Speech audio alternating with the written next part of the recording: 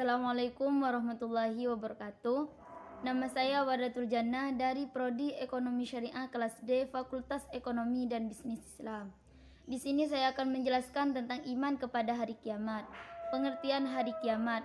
Secara etimologi, hari kiamat terdiri dari dua kata, yaitu hari dan kiamat.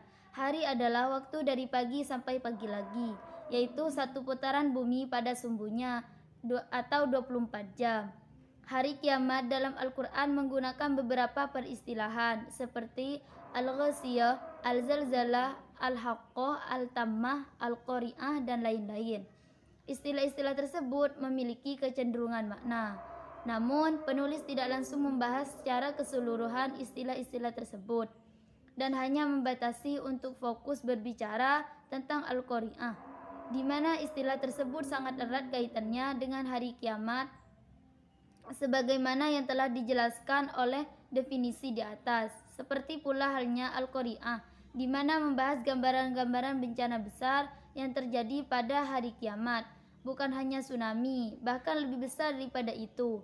Di antaranya gunung-gunung berterbangan ketika dunia mulai hancur, dan karena besarnya bencana tersebut yang bisa meledakkan dunia sehingga manusia bagaikan anai-anai yang berterbangan. Dengan demikian, kata Al-Qari'ah di dalam surah Al-Qari'ah, penulis memahami bahwa salah satu dari dua atau tiga peristilahan dalam Al-Quran yang cocok dimaknai dengan makna hari kiamat seperti Al-Waqi'ah, Al-Qiyamah, dan lain-lain. Tanda-tanda kiamat. Tanda-tanda kiamat mencakup dua pembahasan, yaitu kiamat sugro atau kiamat kecil. Contohnya seperti ilmu agama diangkat, maksudnya ilmu agama tidak diperhatikan lagi sebab dianggap tidak penting, bahkan kian lama akan hilang dikarenakan semua orang melecehkannya. Kebodohan mewabah di mana-mana dengan nyata, sebab orang-orang yang beribadah tidak lagi mempergunakan ilmunya. Hal itu karena tidak memahami ilmunya itu. Perzinaan merajalela, dikarenakan segala sesuatu yang berhubungan dengan perzinaan dilegalisasi oleh pengusaha. Kiamat kubro atau kiamat besar, contohnya seperti matahari terbit dari ufuk barat. Apabila matahari telah terbit dari ufuk barat, seluruh manusia akan beriman dan berbuat baik sebagaimana orang-orang sebelum mereka. Namun sungguh sayang, iman dan amal baik mereka tidak ada gunanya lagi. Munculnya binatang aneh. Binatang ini mampu bercakap, yaitu memberitahukan orang-orang yang tidak beriman kepada ayat-ayat Allah Subhanahu wa Ta'ala. Munculnya Al-Masih Dajjal atau pengembala yang banyak dustanya. Dajjal ini akan berusaha agar manusia berpaling dari agama yang benar. Selain itu, ia mampu membuat perbuatan yang luar biasa dan akan mempertontonkan keajaibannya atau istidraj, sehingga menyebabkan orang-orang menjadi kafir. Bahkan mereka menganggap Dajjal laknat itu sebagai Tuhan.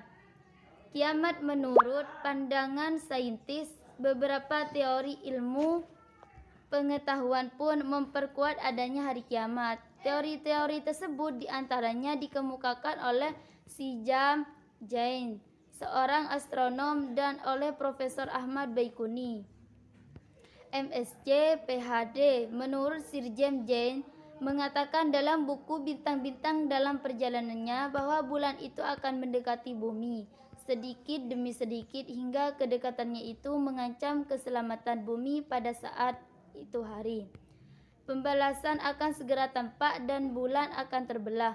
Menurut Profesor Ahmad Baikuni, MSc, PhD, Ketua Dewan Pakar Ikatan Cendekiawan Muslim Indonesia atau ICMI, dalam bukunya Al-Quran Ilmu Pengetahuan dan Teknologi, mengemukakan bahwa ada beberapa skenario tentang terjadinya kiamat menurut sains.